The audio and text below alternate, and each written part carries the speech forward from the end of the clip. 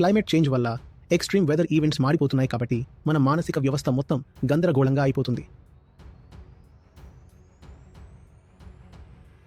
హత్యలు, హింస, అన్ని రకాల నేరాలు బాగా పెరిగిపోయి మొత్తం భూమికి జ్వరం వచ్చి అది మండిపోతోంది. మనిషి కూడా మండిపోతాడు.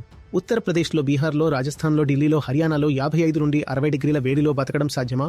చెప్పు, నీ ఏసీలు పనిచేస్తాయా? ఇప్పుడే నీ శరీరం ఒక రకమైన ఉష్ణోగ్రతకి అలవాటు పడిపోయింది. ఇవి అన్నీ మారిపోతే నువ్వు ఎలా బతుకుతావు? ఇన్ని రకాల రోగాలు వస్తాయని ఎప్పుడైనా ఆలోచించావా? చిన్న పక్షులు, వాటి పరిస్థితి ఏంటి? చెట్లు లేవు. 55 నుండి 60 డిగ్రీల వరకు పెరిగిపోతున్న ఉష్ణోగ్రత. ఒక్కసారి ఊహించు వాటి బాధ. మన పిల్లలకి మనం ఎలాంటి లోకాన్ని ఇస్తున్నాం? వాళ్ళు మనల్ని తిట్టుకుంటారు. మమ్మల్ని ఎందుకు పుట్టించావని, కాలి కాలి చచ్చిపోవడానికి, రోస్టెడ్ టు డెత్. మీరే చెప్పండి, ఈ పాపం దినసరి కూలీలు ఏం చేస్తారు? వీళ్ళు ఎలా దినంలో పనిచేస్తారు? కన్స్ట్రక్షన్ యాక్టివిటీస్ పగలే జరుగుతాయి. ఒకవేళ కొంతమంది మనుషులు మిగిలిపోయినా వాళ్ళు మన తరం గురించి అడుగుతారు. మీరు ఎంత మూర్ఖుల్లా ఉన్నారని. నువ్వు రాజకీయాల్లో నువ్వా నేనా అంటూ మునిగిపోయావు. నీవు ఆటల్లో, కామెడీలో, వినోదంలో మునిగిపోయి ఉన్నావు.